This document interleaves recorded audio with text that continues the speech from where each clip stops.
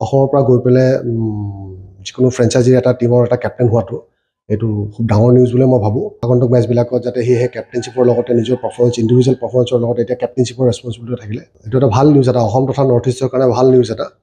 অসমৰ পৰা গৈ পেলাই যিকোনো ফ্ৰেঞ্চাইজিৰ এটা টিমৰ এটা কেপ্টেইন হোৱাটো এইটো খুব ডাঙৰ নিউজ বুলি মই ভাবোঁ। আৰু আগন্তুক মেচবিলাকত যাতে সেই কেপ্টেইনশ্বিপৰ লগতে নিজৰ পাৰফৰ্মেঞ্চ ইণ্ডিভিজুৱেল পাৰফৰ্মেঞ্চৰ লগতে এতিয়া কেপ্টেইনশ্বিপৰ ৰেছপনচিবিলিটি থাকিলে সেইটো এটা বহুত ডাঙৰ ৰেছপনচিবিলিটি।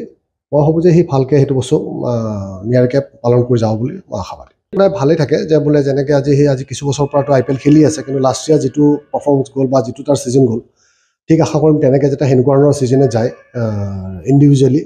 আৰু প্লাছ যেনেকৈ যোৱাবাৰ যেনেকৈ চেম্পিয়ন হ'ব নোৱাৰিলে, যাতে নিজৰ ইণ্ডিভিজুৱেল পাৰফৰ্মেঞ্চটো থাকিবই, লগত যাতে টিমক জিকাই লৈ গৈ পেলাই ৰাজস্থান টিমক চেম্পিয়ন কৰাব পাৰে, মই সেইটোৱে আশাবাদী। ষ্টেপ বাই ষ্টেপ যোৱাটো ভাল। এতিয়া IPL ছিজনটো আহিছে, IPLটো বহুত সৰু ছিজন নহয়, বহুত দীঘলীয়া ছিজন, 2 মাহৰ ছিজন বুলি ক'ব পাৰি। এতিয়া সেই ছিজনটো যাওক, তাৰে পাৰফৰ্মেঞ্চৰ ওপৰত ডিপেণ্ড কৰিব তেনেকৈ নেক্সট ষ্টেপটো কেনেকৈ লোৱা হ'ব। প্ৰস্তুতি চলি আছে। মই প্ৰস্তুতি সেই তাৰ ইঞ্জুৰিৰ পিছৰ ফালৰ পৰাই, ইঞ্জুৰিৰ পৰা যেতিয়া সি ৰিকভাৰী কৰি ওলাইছে, তাৰপিছৰ পৰাই সেই প্ৰেক্টিছটো কণ্টিনিউ কৰি আছে। এইটো এটা ভাল নিউজ, এটা অসম তথা নৰ্থ ইষ্টৰ কাৰণে ভাল নিউজ এটা। অসমৰ পৰা গৈ পেলাই যিকোনো ফ্ৰেঞ্চাইজিৰ এটা টিমৰ এটা কেপ্টেইন হোৱাটো এইটো খুব ডাঙৰ নিউজ বুলি মই ভাবোঁ।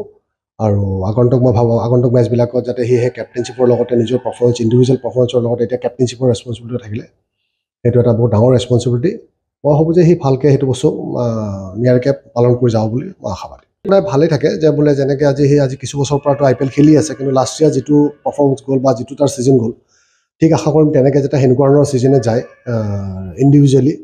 আৰু প্লাছ যেনেকৈ যোৱাবাৰ যেনেকৈ চেম্পিয়ন হ'ব নোৱাৰিলে, যাতে নিজৰ ইণ্ডিভিজুৱেল পাৰফৰ্মেঞ্চটো থাকিবই, লগত যাতে টিমক জিকাই লৈ গৈ পেলাই ৰাজস্থান টিমক চেম্পিয়ন কৰাব পাৰে, মই সেইটোৱে আশাবাদী। ষ্টেপ বাই ষ্টেপ যোৱাটো ভাল। এতিয়া IPL ছিজনটো আহিছে, IPLটো বহুত সৰু ছিজন নহয়, বহুত দীঘলীয়া ছিজন, 2 মাহৰ ছিজন বুলি ক'ব পাৰি।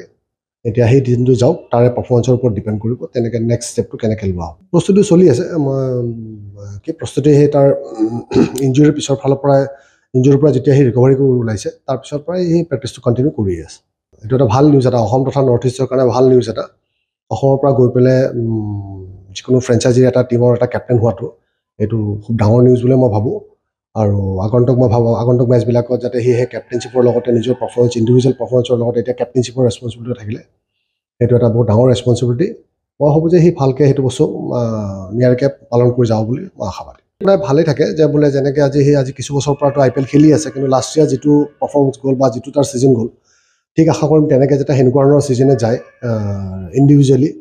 আৰু প্লাছ যেনেকৈ যোৱাবাৰ যেনেকৈ চেম্পিয়ন হ'ব নোৱাৰিলে, যাতে নিজৰ ইণ্ডিভিজুৱেল পাৰফৰ্মেঞ্চটো থাকিবই, লগত যাতে টিমক জিকাই লৈ গৈ পেলাই ৰাজস্থান টিমক চেম্পিয়ন কৰাব পাৰে, মই সেইটোৱে আশাবাদী। ষ্টেপ বাই ষ্টেপ যোৱাটো ভাল। এতিয়া IPL ছিজনটো আহিছে, IPLটো বহুত সৰু ছিজন নহয়, বহুত দীঘলীয়া ছিজন, 2 মাহৰ ছিজন বুলি ক'ব পাৰি।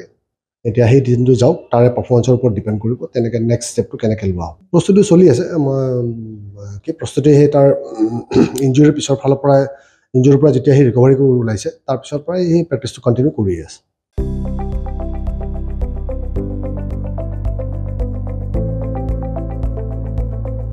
NB নিউজ, সহজ সৰল ভাষাত নৱভাৰতৰ কথা।